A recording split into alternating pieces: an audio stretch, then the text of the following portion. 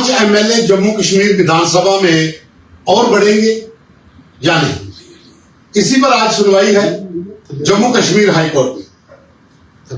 Justice Rajesh Sikri और justice Sanjeev Kumar दोनों जो हैं वो अलग अलग विंग में इस पर सुनवाई करेंगे और ये कश्मीर और जम्मू में होगी।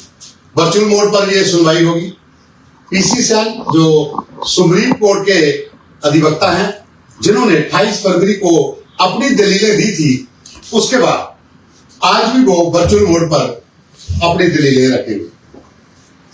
जम्मू कश्मीर में 5 नॉमिनेटेड एमएलए के लिए केंद्र सरकार की ओर से उपराज्यपाल मनोज सिन्हा को पूरे अधिकार दिए गए थे कि सिन्हा साहब जब चाहें 5 एमएलए नॉमिनेट कर सकते हैं। उनकी अलग अलग कैटेगरी भी रखी गई थी, जिसमें कश्मीरी जो विस्थापित थे वो थे, पीओजे के रिफ्यूजी थे वो भी थे, और उसके बाद सिविल सोसाइटी से आप किसी को ले सकते हैं, महिलाओं के लिए अलग से था। तो कुल 5 विधायकों को नॉमिनेट करना था एलजी साहब ने। लेकिन 2024 में कांग्रेस के जो यहां पर प्रवक्ता हैं और एमएलसी पूर्व एमएलसी रविंद्र शर्मा जो है, उन्होंने पीआईएल लगाई थी कि ये जो है ये गलत हो रहा है।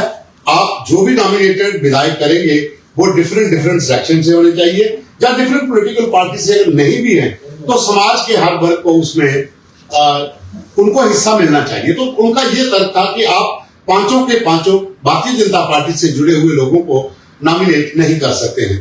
तो ये पीआईएल लगाई गई थी। उसके बाद फिर ये मामला आस्ता ठंडे बस्ते में चला गया। कोर्ट में तरीके जो थी वो आगे चलती गई, सुनवाई हुई, 2-3 बार सुनवाई नहीं हो सकी। लेकिन जब राज्यसभा के लिए नॉमिनेशन होनी थी एमपीज की, तो उस समय ये चर्चा बहुत ज्यादा थी, क्या उससे पहले एलजी साहब 5 एमएलए को नॉमिनेट कर देंगे ताकि जो बोर्ड का आंकड़ा है वो ज्यादा बढ़ जाए। लेकिन उस समय भी नहीं हो पाए। तो अब 28 फरवरी को जो लास्ट सुनवाई हुई थी उसमें पीसी सैन ने जो दलीलें रखी थी, उसके बाद इस मामले को आज की डेट दी गई है और आज जो सुनवाई है वो दोपहर बाद होगी।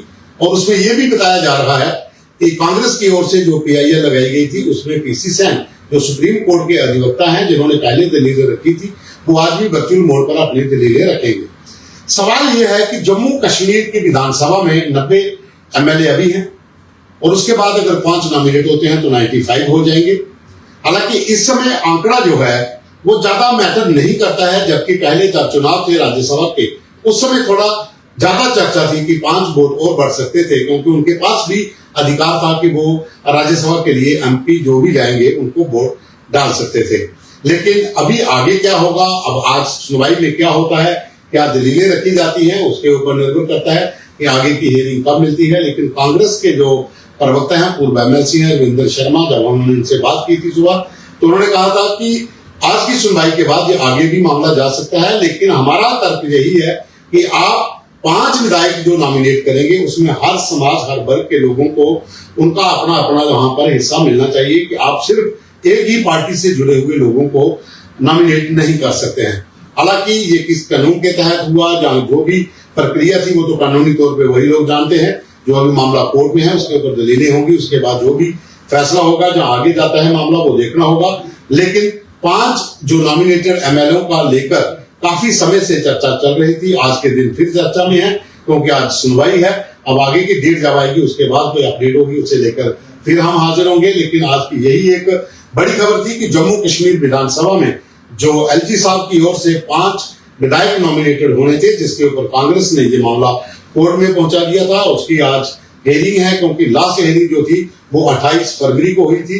अब आज के बाद क्या होता है उसका इंतजार रहेगा, और जो भी अपडेट उसके बाद आती है कोर्ट हियरिंग के बाद, उसे हम फिर आपको एक बार बताएंगे। लेकिन अभी के लिए बस इतना ही।